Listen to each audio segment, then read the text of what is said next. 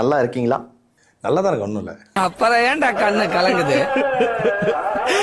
சரி சரி. இவருக்கு வாக்கு செலுத்திய யாருக்குமே வேட்பாளர் யாருன்னு தெரியாது. அது நல்லா கத்தியது கதறியது ஊரை கூட்டியது. நாம வந்து ஒரு தாவேக்கா கூட்டம் வந்து இந்த பக்காமாஸ் கூட்டம் தனி வேர்ல்டுல வாழ்ந்துட்டு இருக்குன்னு இவ்வளவு நினைச்சிட்டு இருந்தா நம்ம தான் தனி உலகத்துல இருந்திருக்கோம். உங்ககிட்ட பேசுறதே அசந்து தெரியாம பேசாங்க. அட பாவி சரியான பழிலாம். இன்னும் 5 நிமிஷத்துல நீங்க வர போறாங்களா? வாங்கடா கடையை காலி போடுவோம். இவங்க எல்லாருமே ஓட்டு போட்டுக்கிறதுனாலேயே அவர் நல்லவர், அவர் ரொம்ப நேர்மையானவர், அவர் உண்மையான ஆட்சியை கொடுத்துருவாரு அப்படிங்கிற அர்த்தம் கிடையாது. ப்ரோ சூத்து மூடிட்டு கொண்டாந்து உட்காருங்க ப்ரோ. 1008 டென்ஷன்ல இருக்கு ப்ரோ. ப்ளீஸ் ப்ரோ, தப்பா எடுத்துக்காதீங்க. ஒரு இடம் ஜெயிக்க மாட்டாங்க. ஏன்னா நீங்க களத்து அது ஒரு தற்கொலை கூட்டம், அது ஒரு குட்டி நம்பர்ஸ். இப்ப நீ என்ன பண்ண போற? இப்ப களத்துல எங்கேயுமே அவங்க இல்ல. விசில் புரட்சி நடந்திருக்கா அப்ப விஜய் சொல்ற மாதிரி? புரட்சியை வந்து நீங்க கேவலப்படுத்தாதீங்க. ஓட்டுக்கு பணம் தரல தாவேக்கா, ஒத்துக்கிறீங்க? அப்படிலாம் கிடையாது, ஓட்டுக்கு பணம் கொடுத்துருக்காங்க. பச்சை போய் பேசுற. நீங்க யூடியூப்ல கத்துன்னு கத்துறீங்க.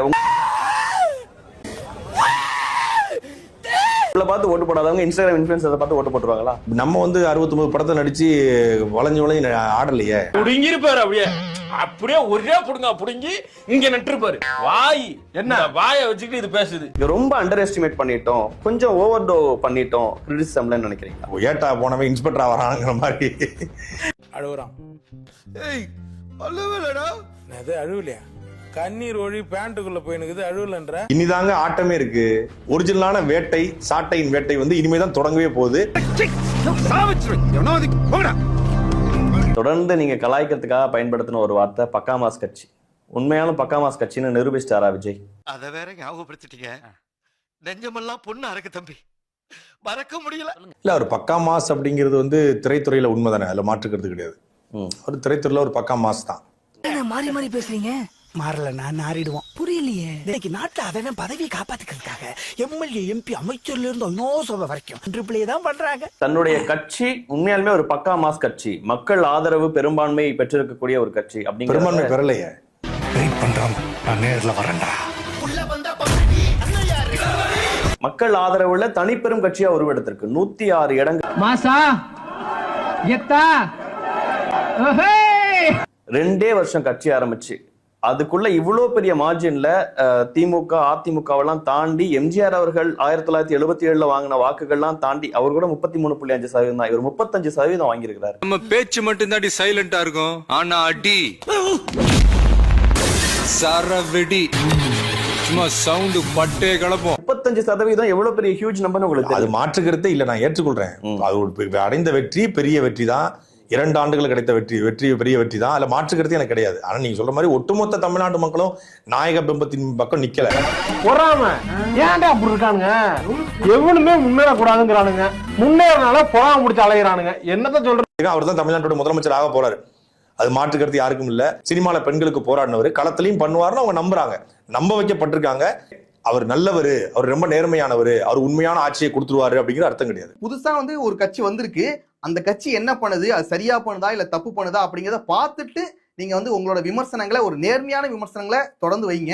அதை விட்டுட்டு ஆட்சிக்கு வரதுக்கு முன்னாடியே தமிழ்நாடு வந்து இருண்ட தமிழ்நாடா ஆக போகுது, தமிழ்நாடு நாசமா போக போகுது அப்படின்னா சொல்ல வேணாம். சோசியல் மீடியாவோட தாக்கத்துல இந்த வாக்கள் விழுந்ததான் நான் பாக்குறேன். களத்துல மக்களுக்காக பேசி, மக்களுக்காக போராடி, மக்களுக்கான திட்டங்களை கொடுத்து நிக்கக்கூடியவர்கள் வந்து வீழ்த்தப்பட்டிருக்காங்க.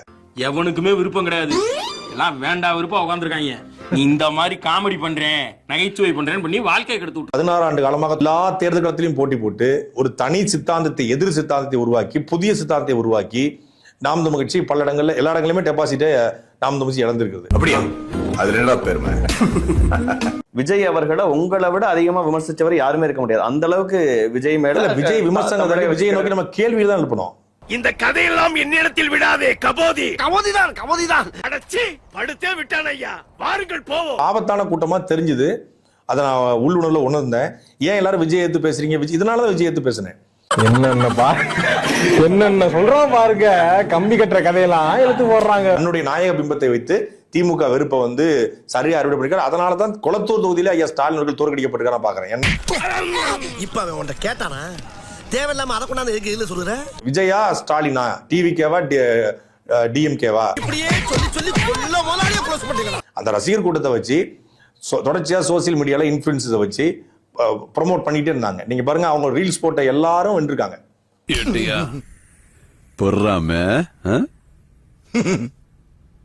லைட்டா மாற்று வேணும்னு இருக்கக்கூடிய ஒரு மக்கள் இப்ப விஜயை சூஸ் பண்ணிருக்காங்க. நீங்க சொன்ன மாதிரி வந்து 15-20 வருஷமா கத்துறீங்க, பேசுறீங்க, தொடர்ந்து போராடுறீங்க. மாற்றமா உங்களை பார்க்கல இல்ல. நீ கேட்ட ஒவ்வொரு கேள்வி என்ன செருப்பால அடிச்ச மாதிரி இருக்குடா. மாதிரி இல்ல, உண்மையிலே செருப்பால தான் அடிச்சது. தமிழ்நாட்டு அரசியல் போக்குல மிக ஆபத்தான போக்க நான் பாக்குறேன். சினிமால நடிச்சாலே சிஎம் ஆயிரலாம் அப்படிங்கிறது வந்து மிக தவறான கோட்பாடு. இளவு வீட்டுல கும்பலையா கூட இவ்வளவு அழுக மாட்டாளுங்க. ஆனா நீ இந்த ஆளே அழுகிறியடா. இந்த ஆளே அழுகிற நீ. இன்ஸ்டாகிராம் இன்ஃபுளுன்சரை வந்து விலைக்கு வாங்கினாங்க சார். அது ஒரு கொஞ்சம் நம்பர் சார். இன்ஸ்டாகிராம் இன்ஃப்ளூயன்சர்ஸே பேசினாலும் இன்ஸ்டாகிராம் இன்ஃப்ளூயன்சர்ஸ் பார்த்து ஓட்டு போட்டுருவாங்கன்னு நீங்க நினைக்கிறீங்களா? மக்கள் அவ்வளவு குறைச்சு மதிப்பீங்களா? எரிச்சல் வருது உனே. நான் கெட்ட வார்த்தையில திட்டி போயிருவேன். அப்புறம் பெத்தம் கொதிக்குது உன்னை பாக்க போயிரு. கேட்டாலும் ஏத்துக்கலாம், அவர் தான் சிஎம். 5 வருஷம் அவருடைய ஆட்சிங்கிறத நம்ம வாழ்ந்தாகணும். அதுல மாற்றுக்கிறதே கிடையாது. ஆனா சரி தவறுலாம் தாண்டி, வெற்றி தோல்வியை தாண்டி இது சரியானதான்னு பார்த்தா இது ரொம்ப தவறானதா இருக்கு. அவன் கிடக்குறான். இது நல்லா இருக்கு. அப்படியே வா எக்கிக்கிட்டே வா. நாசகார ஆட்சியை கொடுக்கணும், அவர் நாசகார ஆட்சி தான் கொடுப்பாருன்னு சொல்ல முடியாது. அவர் நல்லாட்சியை கொடுக்கணுங்கிறதா எல்லாருடைய விருப்பம். ஆனால் நல்லாட்சியை கொடுப்பதற்கு அங்க இருக்கிற சூழலே இல்லாமல் இருக்கு. ஏய் வாயை முன் ஏந்து போட, ஏதா அசிங்கமா பேசிட்டு போற. நீங்க வந்து விஜய் தனிப்பெரும்பான்மையோடு பெற்றிருந்தால் கூட அவர் வந்து நினைச்சதை கூட செய்யலாம். இப்ப தனிப்பெரும்பான்மையும் கிடைக்கல. 106 சீட்டு சார். இன்னும் 12 சீட்டு தேவைப்படுது இல்ல. டேய் இப்படிலாம் பண்ணன்னு வச்சுக்கடா, நாசமா போயிருவடா, அழிஞ்சு போயிருவ. இந்த எண்ணத்தை மாத்திக்க, இல்லன்னா நீ அவ்வளவுதான். ஒரு செல்வாக்குமே இல்ல. அதை நான் களத்துல பார்க்க முடியறது இல்ல. ஒரு தோல்வியை தான் சந்திப்பாரு. தொடர்ந்து உங்களோட வீடியோக்களை கடுமையா சார்ந்தீங்க. இப்ப உங்களுடைய கணிப்புகள் எல்லாமே பொய்யா இருக்குன்னு இப்ப நினைச்சேன்.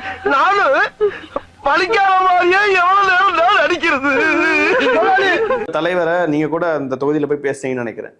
உங்களுக்கு எனக்கு ரூல்ஸ் போட்டு தமிழ்நாட்டை பாத்துக்கிறவர் எங்க தலைவர், ரீல்ஸ் போடுறவர் இங்க அவர் எதிர்த்து நிக்கிற வேட்பாளர். அவர் எவ்வளவு வாக்கள் 35,000-40,000 வாக்கு வித்தியாசத்துல வெற்றி பெற்றிருக்கிறார் டாக்டர் பிரபு. அப்படியா சொன்னா? இதை விட கேவலமா ஒன்னு சொன்னா சொல்லட்டுமா? காமராஜரே தோத்து போயிருக்காரு. இதையே எவ்வளவு நாள் பேச முடியும்னு கேக்குறேன். அதான் சொல்றேன், இந்த நிலம் வந்து காமராஜரே தோற்கடிச்சப்பட்ட நிலம் தான். ஏய் நீங்க எல்லாம் பைத்தியமாடா, நீங்க மெண்டலா? சத்தியம் பண்ணுங்க, சத்தியம் பண்ணு. நீ மெண்டலா? நீனு இந்த களத்துல நீங்க 100 ஓட்டு ஒரு தொகுதிக்கு வாங்கியிருந்தாலும் அந்த 100 பேரும் நாம் தமிழ் கட்சிக்காக உறுதியா அந்த களத்துல ஆற்றுமல் கொள்ளையும் கனிமூல கொள்ளையும் இயற்கை வள சுரண்டலையும் எடுத்து நாம் தமிழ் கட்சிக்காரன் நிப்பான். போய் காய்கறி கடையில போய் தக்காளி வாங்கிட்டாப்பா. அஜித் ரசிகர்கள் ஓட்டு போட மாட்டாங்க, சூர்யா ரசிகர்கள் ஓட்டு போட மாட்டாங்க. விஜய் அவர்கள் ரசிகர்களுக்கு எதிராக எவ்வளவு பேர் இருப்பாங்க. உங்க வீட்லயே வந்து சூப்பர் ஸ்டார் ஓட்டு இருக்குமே, அவங்க போடுவாங்களா? கமல்ஹாசன் ஓட்டு இருக்குமே, போடுவாங்களா? எல்லாரும் போட்டிருக்காங்க சார். நான் நாயுடு, நான் முஸ்லிம், நான் ஐயர்,